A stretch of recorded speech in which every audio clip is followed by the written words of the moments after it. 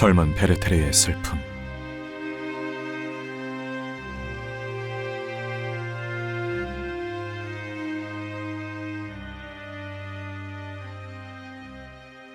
제 6회. 통지에 의해서.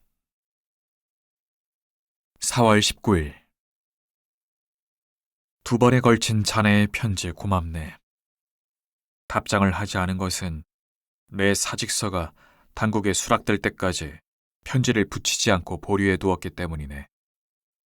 어머니께서 장관에게 부탁하여 내 의도를 어렵게 하시지는 않을까 염려해서였지. 그러나 이제는 일이 잘 되어 이곳을 떠나게 되었네. 사람들이 마지못해 사직을 허가했으며 장관께서 직접 내게 편지까지 보냈다는 이야기는 말하고 싶지 않네. 자네들이 또 한탄할 테니까 말이야. 황태자께서는 눈물이 날 정도로 감동 어린 인사말과 함께 퇴직금으로 25두카텐을 보내왔더군. 그래서 최근에 어머니께 보내달라고 했던 돈은 필요 없게 되었네. 5월 5일. 내일 나는 이곳을 떠난다네. 내가 태어난 고향이 가는 길에서 약 9.6km밖에 떨어져 있지 않기 때문에 그곳을 다시 찾아가 행복한 꿈에 젖었던 옛 시절을 회상해보고 싶네. 아버지께서 세상을 떠나신 이후 어머니께선 날 데리고 성문을 나와 정든 고향을 떠나서 이 견딜 수 없는 도시로 옮겨와 갇혀 살고 있는데 나는 지금 바로 그 성문 안으로 다시 들어가 보고 싶다네. 그럼 안녕, 피렐름. 내 여행 소식을 다시 전하겠네. 5월 9일. 순례자들이 지니는 경건한 마음으로 고향 순례를 마쳤는데 나는 예기치 못한 여러 가지 감회에 사로잡혀 있다네. S도시 쪽으로 15분 정도 떨어진 곳에 커다란 보리수 나무가 서 있는데 거기서 마차를 멈추게 했네. 마차에서 내려 마부에게 먼저 시내로 들어가라고 했지. 천천히 거닐면서 갖가지 추억을 새로이 생생하게 맛보고 싶었기 때문이네. 우선 보리수 나무 아래에서 보았지. 예전 어렸을 때 나는 이 나무를 산책의 목적지이며 한계선으로 삼았다네. 그런데 얼마나 달라졌는지 모른다네. 그 당시에는 다행스럽게도 아무것도 모른 채 저 멀리 미지의 세계를 그리워했지. 그리고 그 미지의 세계에서 많은 마음의 양식과 기쁨을 얻고자 했으며 가슴속의 열망과 그리움을 충족시키고 만족시키리라 생각했네. 그런데 지금 나는 그 드넓은 세상으로부터 돌아오는 길이라네. 아, 친구여. 얼마나 많은 희망이 좌절되었고 얼마나 많은 계획들이 숲으로 돌아갔던가. 나는 내 앞에 가로놓인 산들을 바라보았는데 이 산들은 언제나 내 소망의 대상이었지. 그 옛날 난 몇 시간이고 여기에 앉아 저 산 너머 미지의 세계를 그리워하며 바로 앞에서 다정하게 어스름이 깃들고 있는 숲과 골짜기를 절절한 마음으로 바라보곤 했다니. 그리고 시간이 되어 다시 돌아가야만 했을 때 이 정겨운 곳을 떠나기가 얼마나 싫었던지. 나는 시내 쪽으로 걸어가면서 낯익은 정자들에게 반갑게 인사를 했지만 새로 지은 집들은 마음에 거슬렸네. 그 밖에 여러 가지 변화도 불쾌했다네. 성문으로 들어서자마자 나는 곧 옛날의 나 자신을 완전히 되찾았네. 친구여, 세세한 이야기는 하지 않겠네. 내게는 매력적인 일이지만 이야기가 단조로워질 테니까 말이야. 나는 옛날 우리가 살던 집 바로 옆에 있는 장터에 숙소를 정하기로 했네. 그리고 그곳으로 가는 길에 그 깐깐하고 나이 많은 여선생님이 우리 어린아이들을 몰아놓곤 했던 교실이 자파상점으로 변해버린 것을 알아차렸지. 저 비좁은 구멍 같은 교실에서 겪었던 불안과 눈물, 어리석었던 생각, 두려움들이 떠올랐다네. 걸음을 옮길 때마다 마음을 끌지 않는 것이 없었네. 성지로 떠난 순례자라 할지라도 경건한 추억이 담긴 장소를 이렇게 많이 가보지는 못할 것이며 그의 영혼도 이처럼 성스러운 감동으로 가득 차기는 어려울 것이네. 말하자면 끝이 없겠지만 한 가지만 더 이야기하겠네. 나는 어느 농가에 다다를 때까지 강물을 따라 걸어 내려갔지. 이곳도 예전에 내가 다니던 길이며 우리 어린이들이 납작한 돌을 던져 수면 위로 멀리까지 보내는 물수제비 놀이를 하던 장소였지. 여러 번 멈춰 서서 강물을 바라보자니 생생하게 기억 속에 떠오르는 것이 있었네. 즉, 경이로운 예감에 사로잡혀 강물의 흐름을 뒤쫓았던 일이야. 그때 나는 이 강물이 흘러갈 고장들이 얼마나 모험으로 가득 찬 세계일까 상상해 보았다네. 내 상상력은 곧 한계에 이르렀지만 그래도 더 멀리 달려가야만 했어. 그리하여 마침내는 아득히 먼 보이지 않는 곳에까지 이르러 그곳에서 자신의 넋을 완전히 잃어버리곤 했다네. 생각해보게 친구여. 훌륭한 우리 조상들은 그렇게 제한된 세계 속에 살면서도 얼마나 행복했던가. 그들의 감정이나 문학은 얼마나 천진난만했던가. 오디세우스가 가늠할 수 없는 바다와 끝없는 육지에 대해 이야기한 것은 너무나 진실하고 인간적이며 진정으로 절실하고 신비스러웠네. 지금 내가 어린 학생을 붙들고 지구가 둥글다고 말해본들 무슨 소용이 있겠나. 인간이 그 위에서 살아가기 위해서는 그저 약간의 흙덩이만 있으면 되고 그 밑에서 영원한 안식을 얻기 위해서는 더욱 적은 흙으로도 충분할 것이네. 나는 지금 여기 영주의 사냥용 별장에 와 있네. 그 영주와는 아주 잘 지낼 수 있지. 그분은 진실하고 소박한 사람이야. 내가 이해할 수 없는 것은 아주 이상한 사람들이 그의 주위에 모여 있다는 사실이네. 그들은 나쁜 사람들 같지는 않지만 그렇다고 정직한 사람들 같지도 않아. 때로는 성실하다고 생각되기도 하지만 신뢰할 수가 없다네. 더욱 유감스러운 것은 영주가 종종 그저 자기가 듣고 읽은 것들에 대한 이야기를 하는데 그것도 제3자가 설명한 그대로의 관점에서 이야기한다는 점이야. 또한 영주는 나의 이성과 재능을 내 마음보다 더 높이 평가하고 있어. 그러나 내 유일한 자랑거리인 이 마음이야말로 모든 것의 원천이지. 모든 힘과 모든 행복, 그리고 모든 불행의 원천이란 말이네. 내가 알고 있는 것은 누구나 알 수 있는 것이야. 그러나 이 마음만은 나만의 것이라네. 5월 25일. 사실 나는 어떤 일을 계획하고 있었지만 실행하기 전까지는 아무 말도 하고 싶지 않았네. 그러나 이제는 다 허사가 되어버렸기 때문에 아무래도 상관없게 되었어. 난 전쟁터에 나가려고 했었네. 이미 오래전부터 생각해왔었지. 내가 영주를 따라 이곳으로 온 것도 그 때문이야. 그는 모처에 근무하는 장군이야. 산책을 하다가 내 계획을 말했더니 그는 적극적으로 나를 설득하고 말리더군. 내 생각은 열정이라기보다는 변덕스러운 망상에 지나지 않았던 것 같네.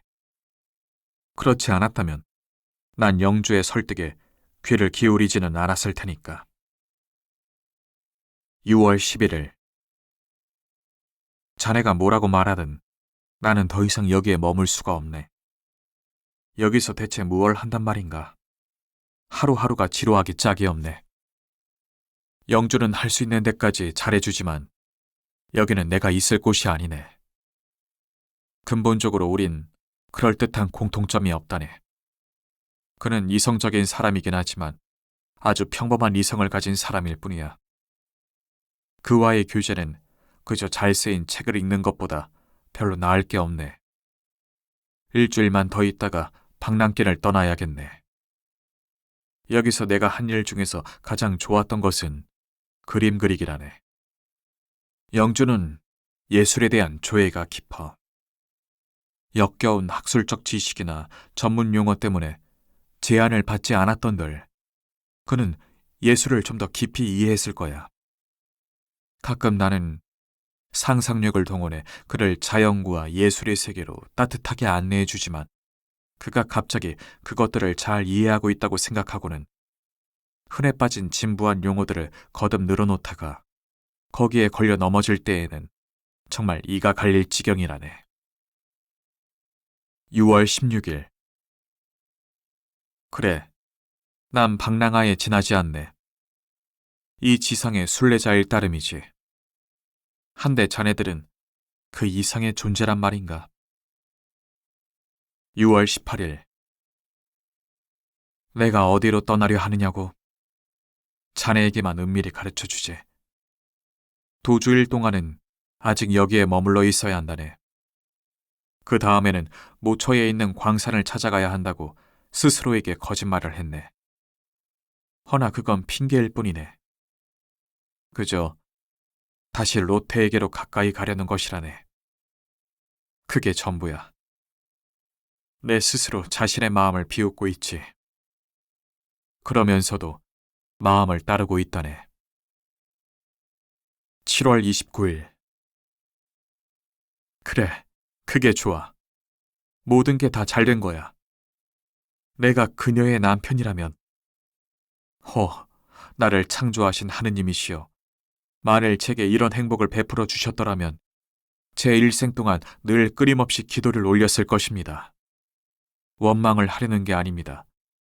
그러나 이 눈물을 용서해 주십시오. 저의 이 헛된 소망을 용서해 주십시오. 그녀가 내 아내라면 이 세상에서 가장 사랑스러운 그 여인을 내 품에 안을 수만 있다면 좋으련만. 피렐름, 알베르트가 날씬한 그녀의 몸을 껴안고 있다고 생각하면 난 온몸에 소름이 끼친다네. 그런데 내가 이런 말을 해도 될까? 말 못할 건 또 뭐 있겠나, 피렐름. 로테는 알베르트보다는 나와 같이 사는 것이 더욱 행복했을 것이네. 그는 결코 로테의 소망을 모두 이루어줄 수 있는 인물이 못 되네. 감수성에 결함이 있지. 결함이 그게 어떤지는 자네 마음대로 생각하게. 그의 마음은 어디에도 공감하는 적이 없다네. 재미있는 책을 읽다가 어떤 구절에서 나의 마음과 로테의 마음이 하나로 일치할 때도 그렇고 그 밖에 여러 다른 사건에서 제3자의 행위에 감동을 받아 우리가 큰 소리로 감탄하는 경우에도 그렇다네. 사랑하는 비렐름. 그러나 알베르트는 온 영혼을 다 바쳐 로테를 사랑하고 있네. 그러한 사랑, 그런 사랑이면 어찌 못할 것이 뭐가 있겠나. 귀찮은 사람이 찾아와 내 이야기를 중단시켜 놓았네. 내 눈물도 말라버렸네. 마음도 흐트러졌네. 그럼 잘 있게, 사랑하는 친구요. 8월 4일. 나 혼자만 이렇게 지내는 것은 아닌 모양이야. 모든 사람들이 희망에 속고 기대에 배신당하고 있다네. 나는 보리수나무 아래에 사는 그 착한 부인을 찾아갔지. 제일 큰아이가 내게로 달려나왔고 그 기뻐하는 소리에 어머니도 밖으로 나왔는데 몹시 풀이 죽은 모습이었네. 아이고 선생님, 우리 한스가 죽었답니다. 하고 그녀는 말문을 열었지. 한스는 그녀의 막내 아들이었네. 나는 말문이 막혀버렸지.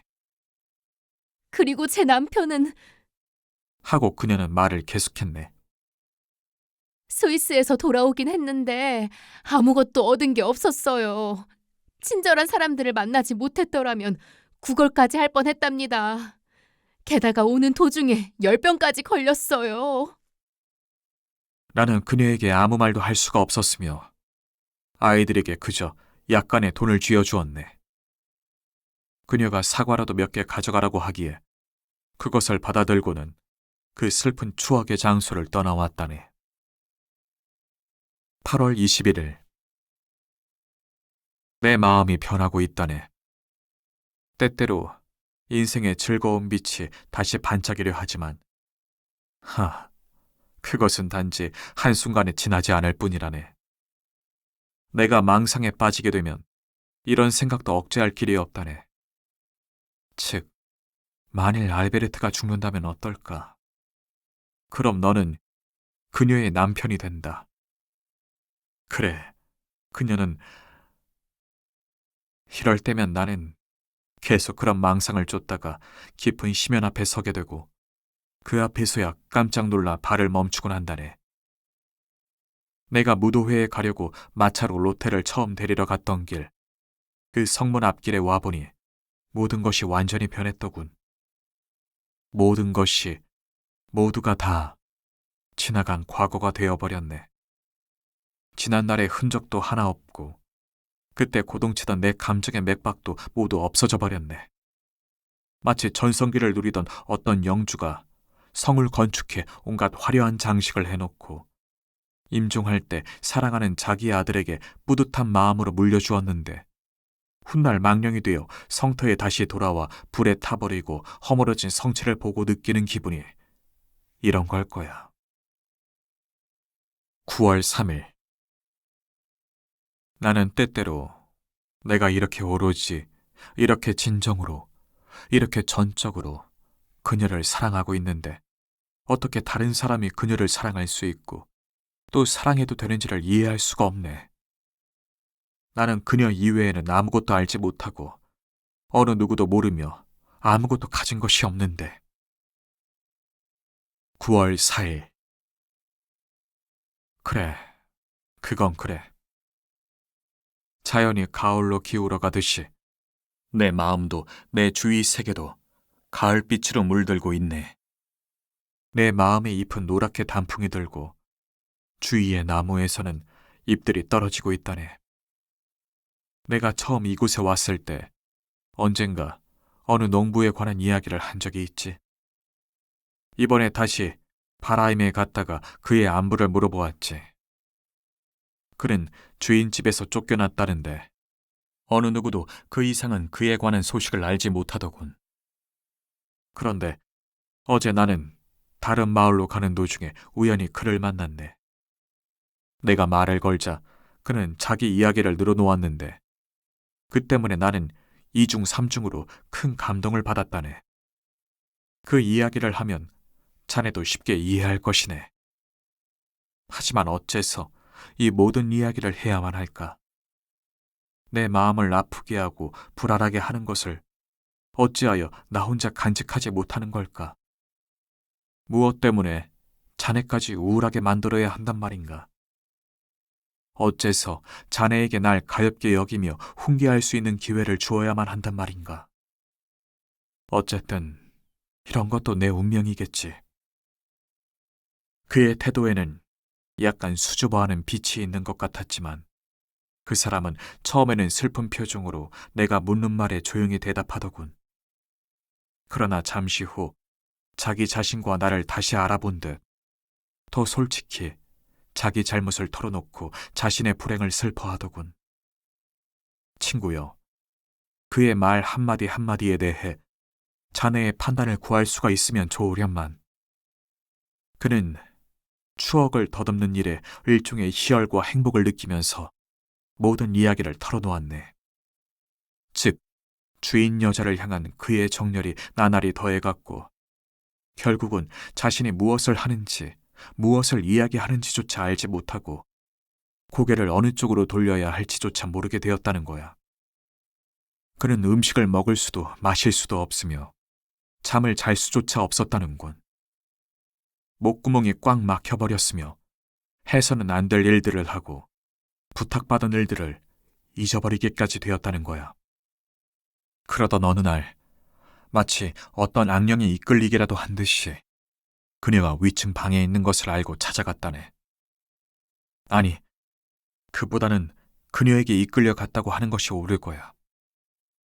그러나 주인 여자가 그의 간청에 조금 더 귀를 기울이려 하지 않았기 때문에 그는 그 여자를 강제로 자기 것으로 만들려 했다는군. 어떻게 된 일인지는 자신도 잘 모르지만 하느님에게 맹세하건대 그녀에 대한 그의 의도는 어디까지나 순수했다는 거야. 그가 갈망했던 말은 그녀와 결혼해서 여생을 함께 지내고자 한 것밖에는 없었다는 것이지. 한참 동안 이야기를 하더니 그는 뭔가 더 할 말이 있는데 말할 자신이 없는 사람처럼 멈칫거리더군. 그러더니 약간 수줍어하면서 고백하기를 그녀가 자신에게 어느 정도 정다운 태도를 보여주기도 했으며 또한 그가 가까이 다가갈 수 있도록 허락해준 바도 있었다고 말하더군. 그는 두세 번 말을 중단했다가 되풀이해 열심히 변명했는데 자기가 이 이야기를 한 것은 그녀의 태도를 나쁘게 말하려는 게 아니라 전과 다름없이 그녀를 사랑하고 존경한다는 걸 표현하기 위해서였다고 하더군. 그런 말을 여태껏 입 밖에 내본 적이 없다면서 결코 자신이 미쳤다거나 지각 없는 인간이 아니라는 점을 나에게 확신시켜주기 위해 이야기했다는 거야. 그런데 친구여, 나는 여기서 내가 영원히 되풀이해야 할 옛 노래를 다시 시작해야겠네. 내 앞에 서 있던 그 사람, 그리고 지금 내 앞에 서 있는 그 사람의 모습을 그대로 자네에게 보여줄 수 있다면 얼마나 좋겠나. 그의 운명에 내가 얼마나 공감하고 있으며 또 공감할 수밖에 없는지를 자네가 느끼도록 이 모든 이야기를 제대로 할 수 있으면 좋으련만. 그러나 이것으로 충분하네. 자네는 내 운명도 알고 또한 나를 잘 알고 있으니까. 그러기에 자네는 내 마음이 모든 불행한 사람에게, 특히 이 불행한 남자에게 얼마나 깊이 끌리고 있는지를 잘 알고 있을 거야. 이 편지를 다시 읽어보다가 그 이야기의 결말을 말해주는 걸 잊었다는 사실을 알게 되었네. 그러나 그 결말은 쉽게 짐작할 수 있는 일이지. 그녀는 몸을 지키려고 실랑이를 했지. 게다가 그 농부를 오래전부터 미워하고 있었고 그를 집에서 내쫓으려 했던 그녀의 남동생까지 가세했다네. 그 이유는 누나에게 자식이 없었으므로 자기 자식이 상속받을 수 있는 희망이 있었는데 결혼을 하면 그 상속재산을 놓칠까봐 두려웠기 때문이지. 이 남동생이 그를 집 밖으로 쫓아내버렸고 부인이 그를 원한다 해도 다시 받아들일 수 없을 정도로 소동을 일으켰던 거라네. 그런데 지금 그 여인은 또 다른 머슴을 고용했고 그 사람 때문에도 자기 남동생과 사이가 틀어졌다고 하더군. 그 여자는 틀림없이 머슴과 결혼할 거라는 이야기지만 그 농부는 그런 꼴을 두고 볼 수는 없다고 단단히 결심하고 있다네. 내가 자네에게 한 이야기는 조금도 과장되거나 꾸민 이야기가 아니라네. 아니, 사실보다 약하게 전했다고 말할 수 있지. 너무 약하게 이야기한 거야. 오래된 도덕적인 어휘들을 쓰면서 이야기하다 보니 너무 거칠어지고 말았네. 이런 사랑, 이런 진실함, 이런 정열이란 결코 문학적으로 창작해낸 게 아니네. 이런 것은 살아있는 것이라네. 우리가 교양도 없고 야만스럽다고 말하는 계층의 사람들 사이에 아주 순수하게 살아있는 것이라네. 우리 교양인들이란 아무런 쓸모없는 교육을 받은 자들일 뿐이지. 간청하건대 이 이야기를 경건한 마음으로 읽어주게. 오늘 나는 이 글을 쓰면서 마음이 진정되는 기분이었어. 예전처럼 그렇게 난잡하지도 지저분하지도 않은 필적을 보아도 알 수 있을 것이네. 사랑하는 친구여, 이 글을 또한 자네 친구의 이야기라고 생각하며 읽어주길 바라네. 그래, 나는 그런 생활을 해왔고 앞으로도 그렇게 살아갈 거야. 내 감히 나 자신을 그와 비교할 수도 없겠지만 난 용기와 결단력에서 그 가엾고 불행한 남자의 절반에도 미치지 못하고 있다네. 9월 5일 로테는 일 때문에 시골에 머물고 있는 남편에게 짤막한 편지를 썼네. 그 편지는 이렇게 시작된다네. 그립고 보고 싶은 당신이여. 가능한 한 빨리 오세요. 전 한없이 기쁜 마음으로 당신을 기다리고 있어요. 그런데 때마침 그곳에서 온 친구가 그녀의 남편은 어떤 사정 때문에 그렇게 빨리 돌아오지 못할 것이라는 소식을 전해주었네. 그래서 그 편지는 보내지 못하게 되었고 저녁에 내 손에 들어오게 되었지. 내가 그 편지를 읽고 웃었더니 로테가 왜 그러느냐고 이유를 물었어. 상상력이란 얼마나 훌륭한 하느님의 선물이란 말인가요? 나는 큰 소리로 말했지. 순간적이나마 난 이 편지를 내게 보내는 것이라고 상상했으니까요. 그러자 그녀는 입을 다물어 버렸어. 내 말이 그녀의 기분을 언짢게 한 것 같았기에 나도 아무 말 하지 않았네. 9월 6일. 내가 로테와 처음으로 춤추었을 때 입었던 파랗고 평범한 연미복을 벗어버리기로 결심하기까지는 상당히 힘들었네. 하지만 그 옷은 봐줄 수 없을 정도로 너무 낡았어. 그래서 정과 똑같은 연미복을 한 벌 만들라고 했지. 칼라 모양과 접은 옷깃도 똑같게 하고 게다가 노란 조끼와 바지도 그렇게 다시 만들었네. 하지만 어쩐지 정과 똑같은 느낌을 주지는 못하네. 모르긴 하지만 시간이 지나면 이 연미복도 마음에 들 거라 생각하네. 9월 12일. 로테는 알베르트를 맞이하기 위해 며칠간 여행을 다녀왔네. 오늘 내가 방 안으로 들어서니 그녀가 맞아주더군. 너무나 기뻐서 나는 그녀의 손에 키스를 했다네. 그때 카나리아가 거울 쪽에서 그녀의 어깨 위로 날아왔네. 새로운 친구예요. 그녀는 이렇게 말하면서 새를 자기 손 위에 앉게 하더군. 아이들을 생각하고 가져왔어요. 정말 너무 귀여워요. 자, 좀 보세요. 빵 부스러기를 주면 날개를 파닥거리며 귀엽게 쪼아 먹어요. 그리고 제게 키스도 해요. 보세요. 그녀가 새에게 입을 가까이 하자 그 달콤한 입술에 사랑스럽게 키스를 하더군. 카나리아는 마치 자신의 행복을 느끼기라도 하는 듯 했다네. 당신에게도 키스를 하게 해드려야지요. 하고 말하며 그녀는 새를 내게로 넘겨주더군. 그 귀여운 주둥이는 그녀의 입이 내 입으로 통하는 길을 마련해 주었네. 그리고 그 쪼아대는 듯한 촉감은 사랑으로 충만한 즐거움의 입김이나 하나의 예감과도 같았다네. 새의 키스에는 무엇인가 바라는 게 깃들어 있는 것 같군요. 하고 내가 말했네. 먹을 것을 찾다가는 실속 없는 애무만 받고 실망하여 돌아가는 것 같습니다. 이 새는 제 입에서 받아먹기도 한답니다. 그녀가 말했지. 그녀는 입술에 빵 부스러기를 물고 새에게 먹여주었는데 그 입술에서는 천진스럽게 따스한 사랑의 기쁨이 가득한 미소가 흘러나왔네. 나는 얼굴을 돌려버렸네. 그런 모습을 보이지 않았으면 좋겠어.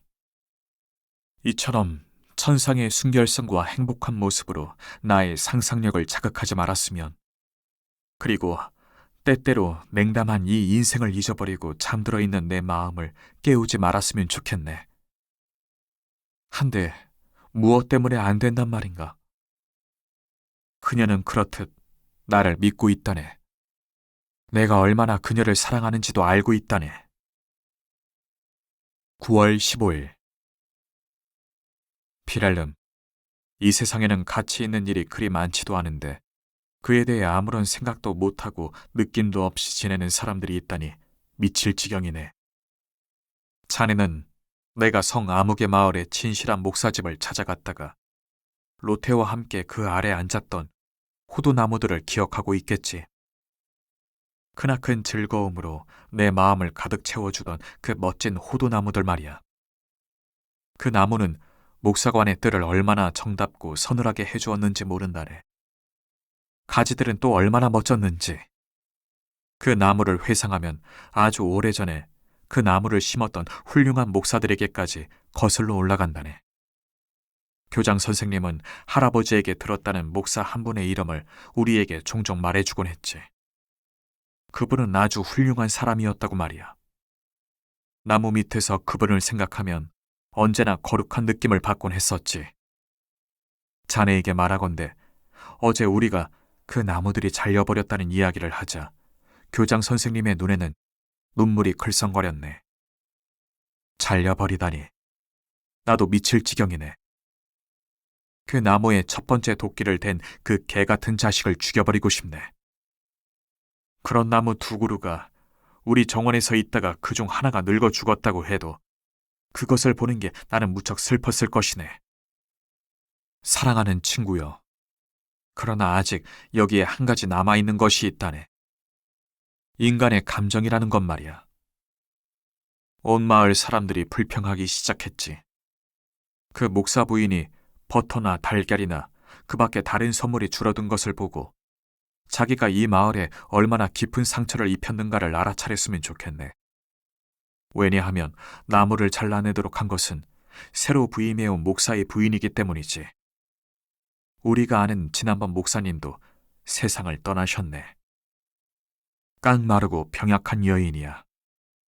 그 부인은 세상사에 아무런 관심도 갖지 않을 만한 이유가 충분한데 그건 이 세상 어느 누구도 그녀에게 관심을 기울이지 않기 때문이지. 그 어리석은 여인은 박식한 척하며 성서를 열심히 연구한답시고 새로 유행하는 기독교의 윤리비판 개혁 운동에 가담하고 라바터의 여러 가지 광신적 태도를 어깨를 으쓱하며 경멸하다가 완전히 건강을 해쳐버렸는데 그 때문인지 하느님의 내려주신 이 땅에서의 기쁨을 전혀 느끼지 못하는 사람이라네. 그런 인간이기에 내 소중한 호두나무들을 잘라버릴 수 있었던 거네. 알겠지? 난 납득할 수가 없어. 생각해보게나. 나뭇잎이 떨어지면 뜰이 더러워지고 나무가 무성하면 햇빛을 가로막으며 호두 열매가 익으면 아이들이 돌을 던져대는데 그런 것이 그녀의 신경을 건드린다는 거야. 그래서 그녀가 켄리 코트와 샘 로와 미카엘리스를 비교 연구할 때 깊은 사색을 방해한다는 것이. 마을 사람들, 특히 노인들이 불만스러워하는 것을 보고 나는 왜 그런 걸 보고만 계셨습니까? 하고 물어보았지. 이곳 이장이 한다는데 우리야 어쩔 수 있습니까? 하고 그들은 대답하더군. 그러나 좋은 일이 하나 벌어졌다네. 목사는 수프조차 제대로 끓여주지 않는 부인이 저지른 변덕스러운 행동을 이용하여 뭔가를 얻고 싶어 했는데 그 나무를 판 돈을 이장과 함께 나눠 가지기로 생각했지. 그런데 회계국에서 그런 사실을 알고는 그 나무를 회계국에 바치라 하고 명령했다네. 왜냐하면 회계국은 여전히 그 호두나무들이 서 있던 목사관의 땅에 대한 권한을 갖고 있기 때문이며 그리고 그 나무들을 최고의 입찰 가격을 부른 사람에게 팔았다는 것이네. 나무들은 그대로 아직 거기 쓰러져 있다네. 아, 내가 영주라면 그럼 나는 목사 부인이고 이장이고 회계국이고 영주라. 그래, 정말 내가 영주라면 내 영토 안에 있는 나무들에 대해 내 무슨 염려를 하겠는가. 10월 10일 그녀의 검은 두 눈을 보기만 하면 나는 벌써 행복해진다네. 한데 내 마음을 언짢게 하는 것은 알베르트가 자신이 하기를 원하는 것만큼 또 만일 내가 이라면 할 것이라고 생각할 만큼 행복해 보이지 않는다는 거네. 난 점선을 사용하여 말하고 싶지는 않지만 여기에서는 달리 어떻게 표현할 방법이 없다네. 그리고 이것으로도 그 의미가 분명하리라 생각하네. 10월 12일 오시안이 내 마음속에서 호메로스를 몰아내고 말았네. 그 훌륭한 시인이 나를 얼마나 황홀한 세계로 이끌어가고 있는지 모른다네. 거친 광야를 방랑하노라면 뭉게뭉게 피어오르는 안개 속에서 폭풍이 희미한 달빛을 받으며 선조들의 정령을 이끌어가면서 윙윙거린다네. 산에서는 숲속 시냇물이 포효하는 가운데 반쯤 흩날리는 정령들의 신음소리가 무덤 속에서 들리기도 하고 이끼로 뒤덮이고 잡초가 무성한 네 개의 비석 주위에서 죽을 듯이 애통해하는 처녀가 전쟁터에서 고귀하게 죽어간 자기 애인을 생각하며 통곡하는 소리도 들린다네.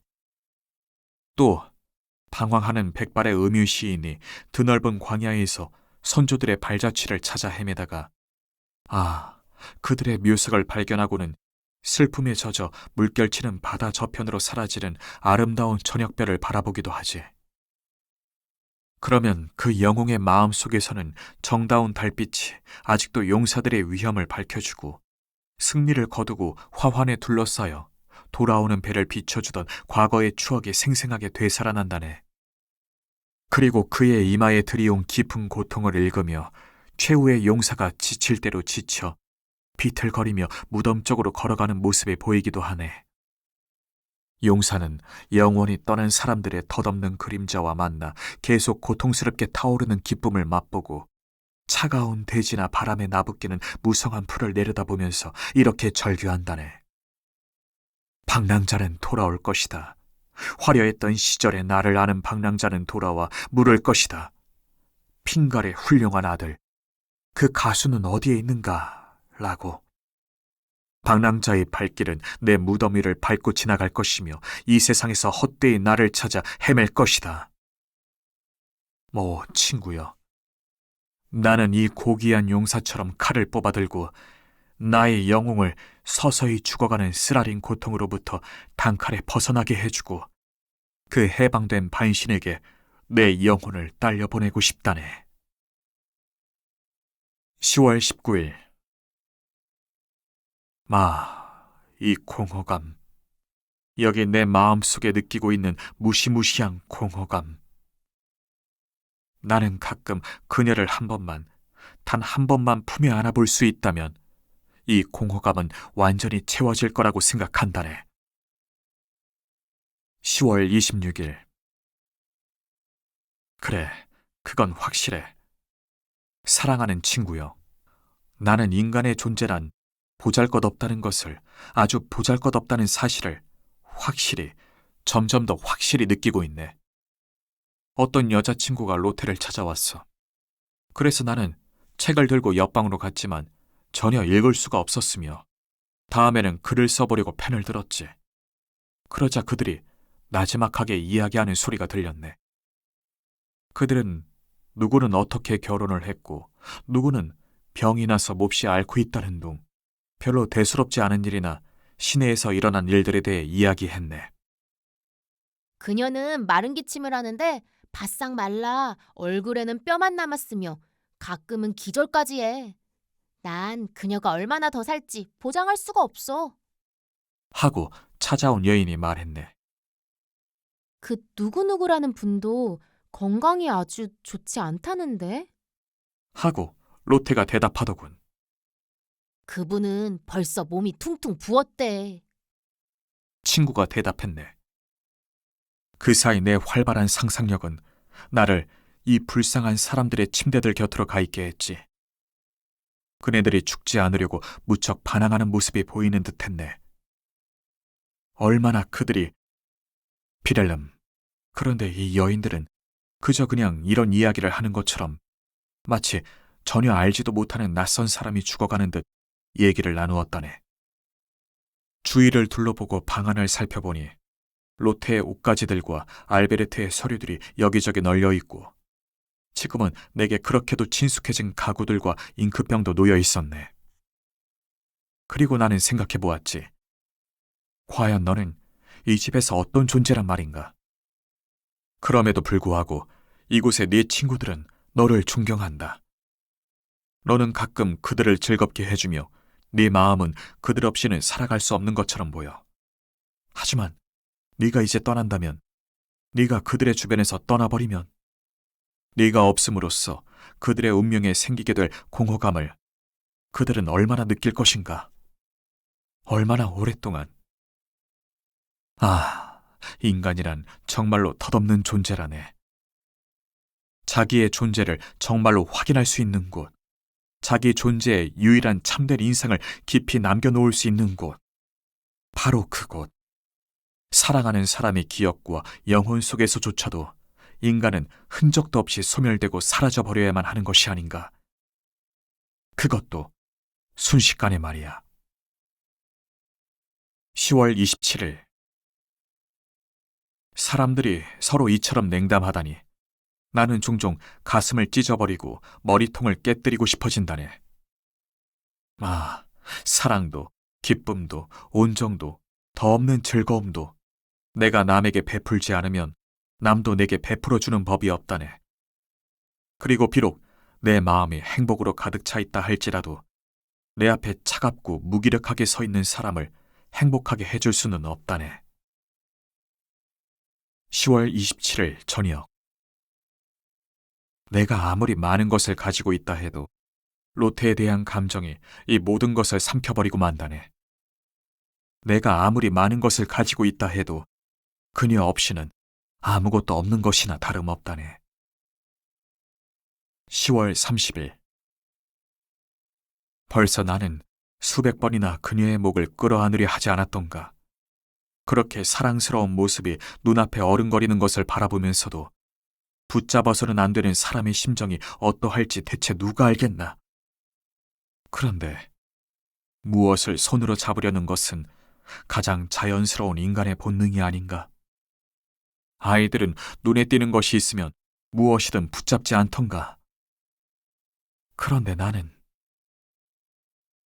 11월 3일. 하느님만은 아시겠지. 나는 종종 다시 깨어나지 않기를 소원하면서 잠자리에 들고 또 때로는 그렇게 될 것이라는 희망을 갖는다네. 그러다 다음날 아침에 눈을 뜨고 다시 태양을 보게 되면 기분이 비참해진다네. 내가 변덕스러울 수만 있다면 이런 책임을 날씨나 제3자 또는 실패한 일 탓으로 돌릴 수 있을 텐데. 그럼 이 견딜 수 없는 불만의 짐이 반이라도 줄어들 텐데. 내 자신이 불쌍해. 모든 잘못이 전적으로 내게 있다는 것을 너무나 절실히 느끼고 있네. 아니, 잘못이 아니야. 맞아. 지난날의 모든 행복의 원천이 내 마음에 있었듯이 지금의 모든 불행의 원천도 내 마음속에 있는 거야.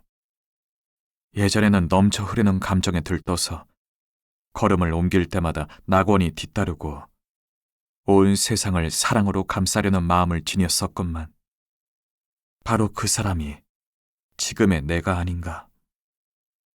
그러던 마음은 이제 죽어버렸고 더 이상 아무런 환희도 느낄 수 없게 되었다네. 두 눈은 말라버렸네. 눈물은 후련함을 가져다 주었건만 지금의 내 감각은 그로부터 아무런 생기도 얻지 못한 채 초조하게 내 이맛살을 찌푸리게 할 뿐이라네. 나는 너무 괴로워. 내 인생의 유일한 기쁨이었던 것을 잃었기 때문이지. 즉, 내 주위의 세계를 창조하던 거룩하고도 생생한 힘, 그 힘이 사라져버린 거야. 창가에 서서 저 멀리 언덕을 바라볼 때면 아침 태양은 안개를 뚫고 언덕 너머 고요한 초원을 비추고 강물은 잎이 진 버드나무들 사이로 유유히 나를 향해 굽이쳐 온다네. 이렇게 장엄한 자연도 내 눈앞에는 마치 니스칠을 한 그림처럼 굳은 채 서 있고 이 모든 환희도 내 마음속에서 단 한 방울의 행복을 머릿속으로 길어 올리지 못하고 있다네. 그리고 이 못난 자식은 하느님 앞에 말라버린 샘물처럼 다 깨져버린 물통처럼 서 있다네. 나는 종종 땅바닥에 몸을 던지고는 하느님에게 눈물을 흘리게 해달라고 빌기도 했지. 마치 하늘이 황동색으로 불타고 대지가 목말라 할 때 비를 애원하는 농부처럼 말이야. 그러나 내가 느끼는 것은 우리의 이 간절한 애원에도 불구하고 하느님은 비도 햇빛도 내려주지 않는다는 것이지. 생각하면 괴로웠던 그 시절, 왜 그때가 그다지도 행복했던가. 그땐 내가 인내를 가지고 성령을 기다리고 하느님이 내려주신 기쁨을 진정 감사하는 마음으로 온전히 받아들였기 때문일까. 11월 8일. 그녀가 내 무절제한 행동을 꾸짖었다네. 그렇게도 다정한 태도로 말이야. 내 무절제한 행동이란 때때로 포도주 한 잔으로 시작해서 한 병을 다 마셔버리는 것이지. 그러지 마세요. 하고 그녀가 말했네. 로테를 생각하셔야지요. 생각하다니요. 하고 내가 말했지. 그런 말을 할 필요가 있을까요? 생각하고 있죠. 아니, 생각하는 게 아닙니다. 당신은 언제나 제 영혼 속에 깃들어 있으니까요. 오늘도 당신이 최근에 마차에서 내린 그 장소에 앉아 있었답니다. 로테는 내가 그런 이야기에 더 깊이 빠져들지 않도록 다른 데로 화제를 돌려버렸네. 친구여, 나는 죽은 거나 마찬가지야. 그녀는 나를 자기가 원하는 대로 다룰 수가 있다네. 11월 15일. 빌헬름, 자네의 진심 어린 관심과 호의에 찬 충고 고맙네. 허나, 제발 안심하기 바라네. 내가 견디어내도록 그냥 내버려두게. 여러 가지로 지치긴 했지만 아직 끝까지 버틸 힘은 충분히 남아있네. 내가 종교를 존중한다는 것은 자네도 알고 있지. 종교가 지친 사람들에게는 지팡이가 되고 약해진 사람들에게는 소생의 힘을 준다는 것도 잘 알고 있어. 그런데 과연 종교가 모든 사람들에게 그럴 수 있고 또 그래야만 하는 것일까? 자네가 이 드넓은 세상을 돌아보면 설교를 들었든 듣지 않았든 수많은 사람들에게 종교가 그런 역할을 하지도 못했고 앞으로도 하지 못하리라는 것을 알 수 있을 것이네. 그런데 나에게도 종교가 그런 역할을 해야만 하는 것일까? 하느님의 아들까지도 아버지께서 그에게 보내주신 자들만이 그의 주위에 모여들 것이라고 말하지 않았던가? 그런데 만일 내가 그분에게 보내진 자가 아니라면, 그리고 내 마음이 속삭여 주듯이 아버지께서 직접 나를 갖고자 하신다면, 제발 부탁하건대 이 말을 오해하지는 말아주게. 이 천진스러운 말 속에 조소 같은 것이 깃들어 있다고 여기지는 말게. 지금 나는 자네에게 내 마음 전부를 보여주고 있다네. 그렇지 않다면 차라리 침묵을 지키고 말았을 거야. 다른 사람이나 내가 제대로 알지도 못하는 일에 대해 난 섣불리 단 한마디도 하고 싶지 않으니까 말이야. 사람의 운명이란 자기 분수를 알고 인내하며 자신에게 주어진 잔을 마셔야 하는 것이 아니겠나. 그런데 하늘에 계신 하느님까지도 그 잔이 인간의 입술에는 너무나 쓰다고 하셨는데 내 어찌 허세를 부리며 그 잔이 달콤하다 하겠나. 그리고 내 모든 존재가 사느냐 죽느냐 하는 기로에서 벌벌 떨고 과거는 암흑으로 뒤덮인 미래의 심연 위로 섬광처럼 번쩍이고 내 주위의 모든 것이 가라앉으며 온 세상이 나와 더불어 몰락하려는 이 무시무시한 순간에 내가 무엇 때문에 부끄러워해야만 한단 말인가. 이것은 완전히 궁지에 몰린 자신의 결함을 느끼며 끊임없이 추락하고 있는 인간이 힘을 헛되이 다 써버리고 난 뒤 신음하는 목소리가 아니겠는가. 하느님, 하느님, 어찌하여 저를 버리셨나이까? 하고 말이야. 그런데 왜 내가 그런 표현을 부끄러워해야 한단 말인가? 하늘을 하나의 천처럼 펼쳐놓은 그분조차도 피하지 못한 그런 순간을 왜 내가 두려워해야만 하겠는가? 11월 21일.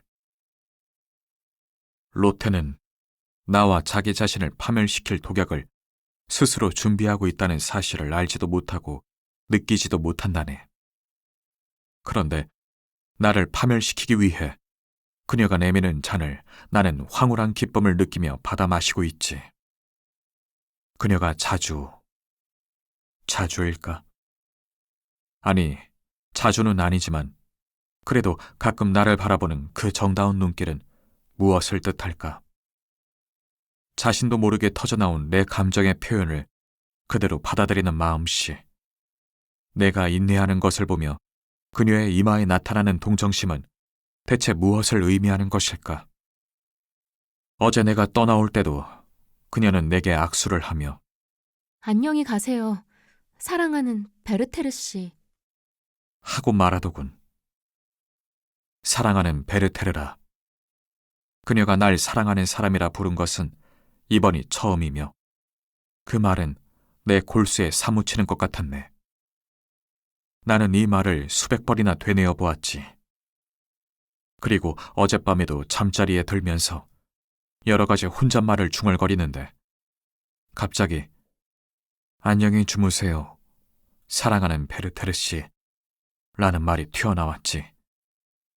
그러고 나서는 혼자 웃지 않을 수 없었네. 11월 22일. 나는 그녀를 제게 맡겨주십시오 라고 기도할 수 없는 몸이네. 그런데도 종종 그녀가 내 아내 같은 생각이 든다네. 그녀를 제게 주십시오. 이렇게 기도할 수도 없지. 그녀는 다른 남자의 사람이니까. 난 자신의 고통을 희롱하고 있는 거야. 이렇게라도 하지 않는다면 그 반대의 푸념이 한없이 생겨날 테니까. 11월 24일. 그녀는 내가 인내하고 있다는 것을 느끼고 있네. 오늘 그녀의 눈길이 내 마음 깊숙이 스며들어 왔다네. 내가 갔을 때 그녀는 혼자였어. 난 아무 말도 하지 않았고 그녀는 나를 가만히 바라보았지. 그런데 난 그녀의 모습에서 더 이상 사랑스러운 아름다움이나 빛나는 정신의 광채 같은 것을 찾지는 않았네. 그런 것은 이미 내 눈앞에서 모두 사라져버렸지. 그보다 훨씬 황홀한 그녀의 눈길이 내 마음을 흔들어 놓았네. 진심 어린 관심과 달콤한 연민으로 가득 찬 눈길이 말이야. 어찌하여 나는 그녀의 발밑에 몸을 던져서는 안 된단 말인가? 어찌하여 나는 그녀의 목을 끌어안고 수많은 키스로 대답해서는 안 된단 말인가? 로테는 피아노 쪽으로 몸을 피해 연주를 하면서 그 소리에 맞추어 달콤하고 나지막한 목소리로 노래를 불렀네. 이때처럼 그녀의 입술이 매력적으로 보인 적은 한 번도 없었다네. 그녀의 입술은 악기에서 흘러나오는 달콤한 소리들을 갈망 속에서 들이마시려는 듯 벌어져 있었지. 그리고 그 순결한 입에선 은밀한 메아리 소리만이 다시 울려 나오는 것 같았네. 그래, 내가 그런 모습을 제대로 설명할 수 있으면 얼마나 좋을까. 나는 더 이상 견디질 못하고 고개를 숙이고 맹세했다네. 나는 결코 저 입술, 하늘의 영들이 감돌고 있는 저 입술에 감히 키스하려 들지 않겠다고 말이야. 그렇지만 난 하고 싶다네. 아, 자네도 알겠지만 그런 소망이 내 영혼 앞에 하나의 장벽처럼 가로놓여 있다네. 그런 행복을 맛볼 수만 있다면 그럼 나는 자신을 파멸시켜 그 죄를 씻겠네. 그런데 그것이 죄일까? 11월 26일. 때때로 난 자신에게 이렇게 말한다네. 너의 운명은 특별한 것이다. 다른 사람들의 행복을 축복해 주어라. 그렇게 괴로워한 사람은 아직 아무도 없느니라 하고 말이야. 그러고 나서 옛 시인의 작품을 읽으면 마치 내 자신의 마음을 들여다보는 듯한 기분이 들지. 난 많은 고통을 견뎌내지 않으면 안 되네. 아, 나 이전에도 이처럼 비참한 사람들이 있었을까? 11월 30일. 도저히 나는 제정신으로 돌아올 수가 없다네. 어디를 가든 내 정신을 산란케 하는 사건을 겪게 되지. 오늘도, 운명이여, 인간이여. 나는 정옥계 물가로 나가보았더니 식사를 하고 싶은 생각이 없었어. 모든 것이 황폐해 보였고 차고 습한 바람이 산 쪽에서 불어왔으며 피를 실은 회색 구름이 계곡으로 몰려들고 있었네. 멀리서 남루한 초록색 외투를 입은 사람이 보였는데 그는 암벽들 사이를 기어다니며 약초를 찾고 있는 것 같았네.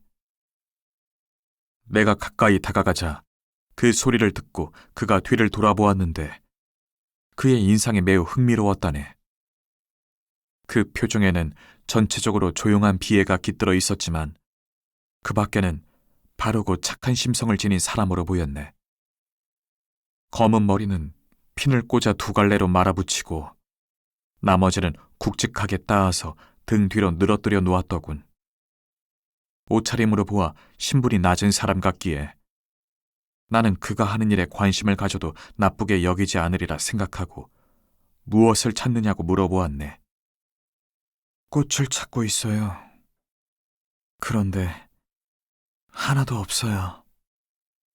그가 깊은 한숨을 쉬며 대답하더군. 지금은 꽃 피는 계절이 아니지요. 하고 내가 웃으면서 말했지.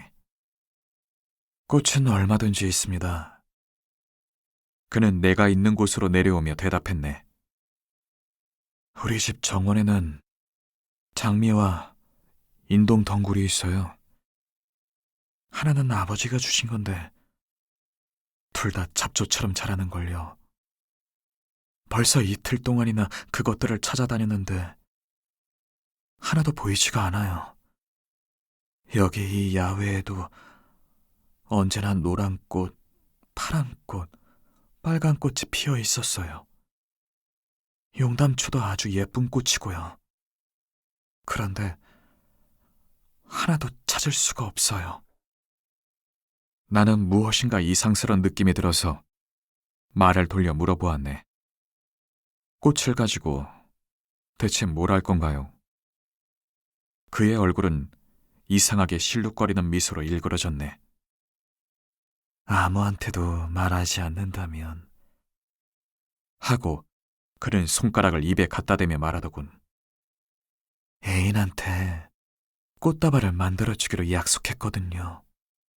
그거 참 멋지군요. 하고 내가 말했지.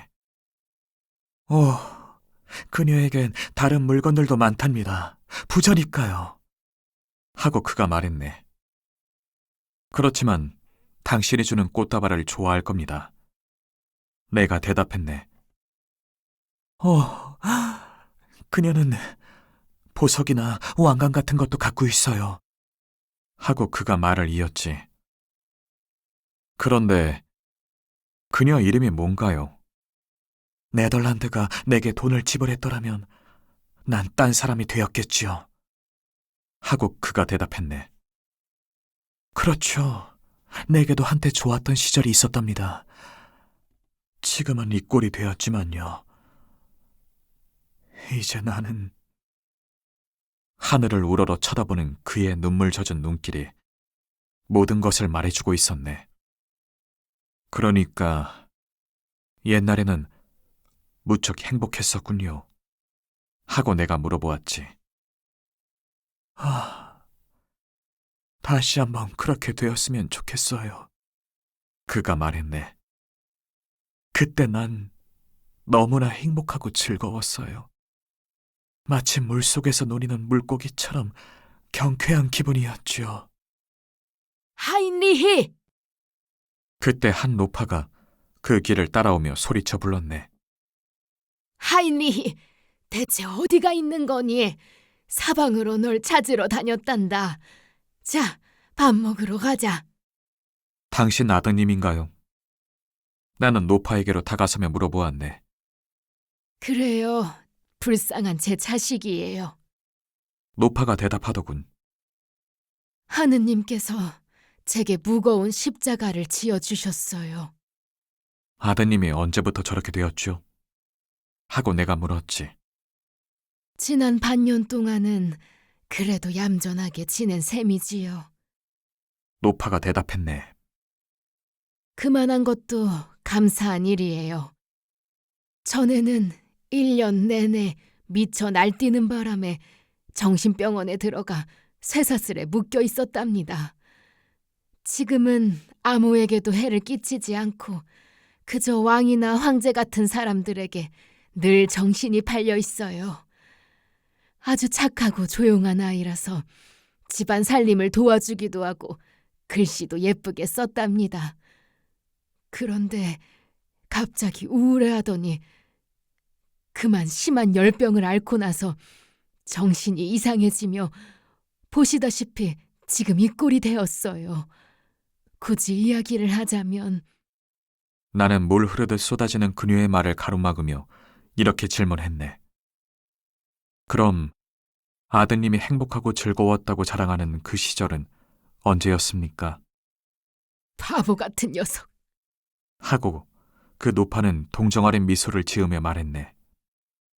그건 제 정신이 나갔던 시절 이야기인데 늘 그걸 자랑 삼아 떠들어대는 거예요. 그러니까 그건 그 애가 아무것도 모르는 채 정신병원에 들어가 있던 때지요. 그 이야기는 내게 벼락치는 소리처럼 들렸다네. 나는 노파의 손에 약간의 돈을 쥐어주고 급히 그 자리를 떠나왔네. 넌 그때가 행복했었구나. 나는 시내 쪽으로 서둘러 걸어가며 혼잣말로 소리쳤다네. 그때 너는 마치 물속의 물고기처럼 행복했구나. 하늘에 계신 하느님이시여, 당신은 인간이 이성을 갖기 이전이나 그 이성을 다시 잃어버렸을 때를 제외하곤 행복하지 못하도록 우리의 운명을 만들어 놓았나이다. 불쌍한 사나이여. 그렇지만 나는 너의 우울한 마음, 너를 괴롭히는 정신착란이 부럽구나. 너의 여왕에게 꽃을 꺾어주겠다는 희망에 가득 찬 마음으로 헤매고 있지를 않느냐. 이 한겨울에 꽃을 찾지 못해 슬퍼하면서도 왜 꽃을 찾을 수 없는지조차 깨닫지 못하고 있구나. 그런데 나는 아무런 희망도 목적도 없이 밖으로 나왔다가 나온 그 길로 다시 집으로 돌아가고 있구나. 네덜란드가 돈을 지불해 주었더라면 너는 어떤 사람이 되었을지 상상하고 있구나. 축복받은 인간이로다. 행복이 자신에게 찾아오지 않은 것을 세상의 방해 탓으로 돌릴 수 있다니. 너는 느끼지 못하는구나. 흐트러진 네 가슴 속에, 부서진 내 머릿속에 너의 불행이 깃들어 있으며 이 세상의 어떤 제왕도 그런 상태에서 널 구해줄 수 없다는 사실을 넌 깨닫지 못하는구나.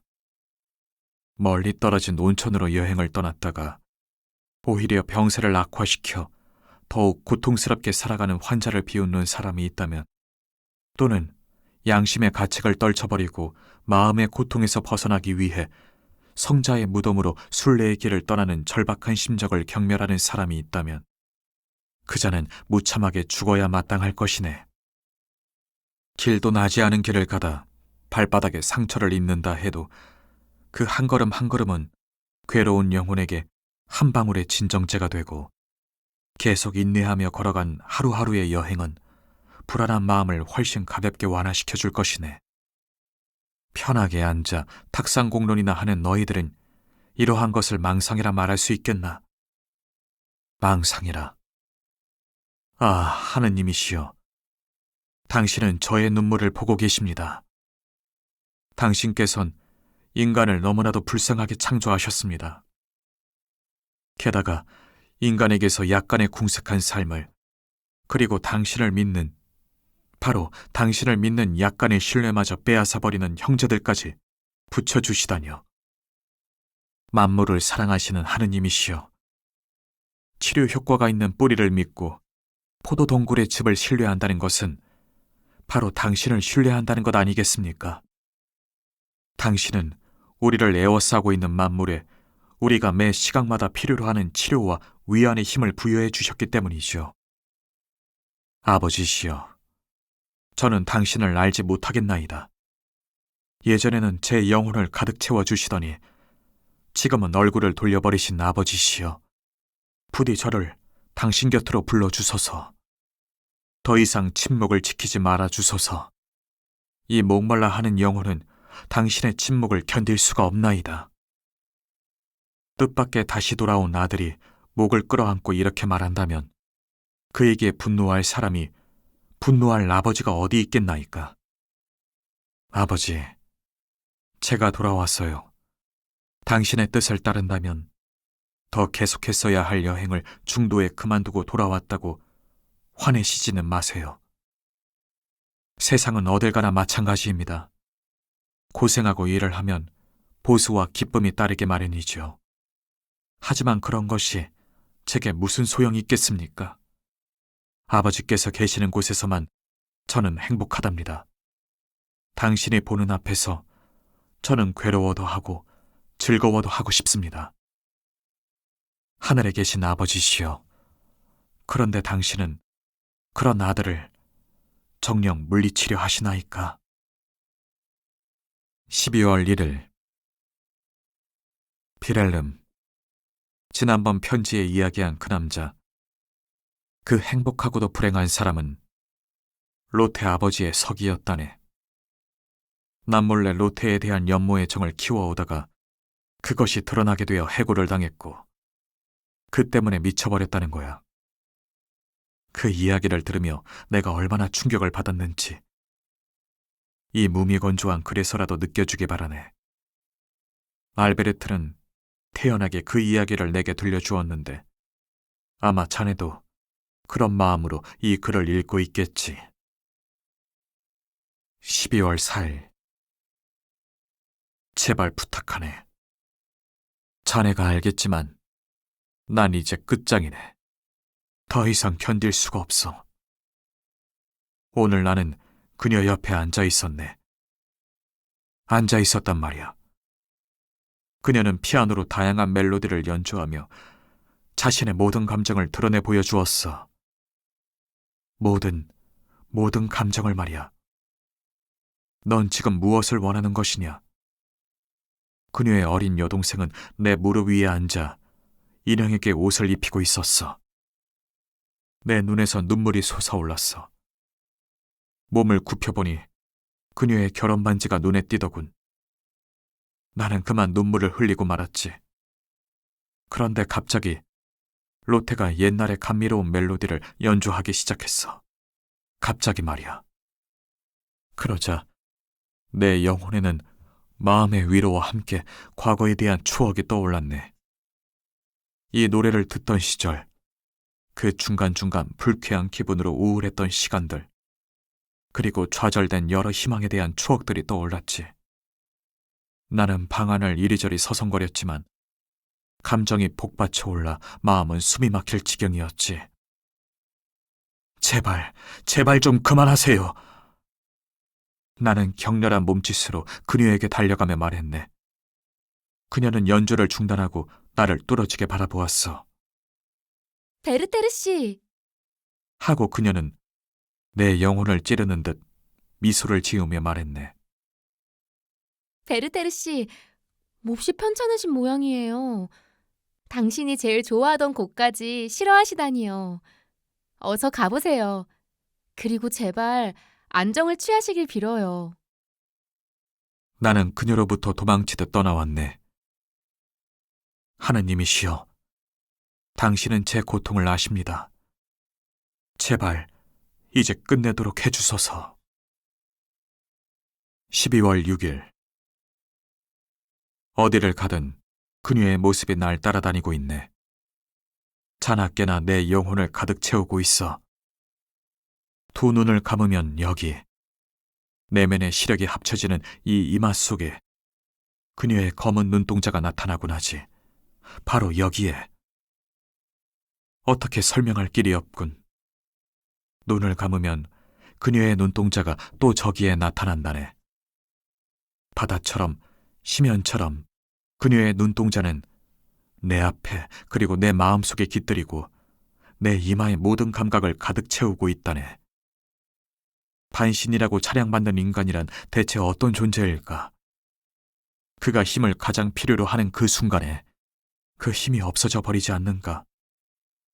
그리고 기쁨으로 높이 날아오를 때나 슬픔으로 깊이 가라앉을 때 두 가지 어떤 경우에도 인간은 그대로 어느 한 곳에 머물러 있지 못한다네. 무한한 충만감 속에서 자신을 간절히 망각하고 싶어 하면서도 인간은 차갑고 무감각한 의식 세계로 다시 되돌아오고 있지 않는가?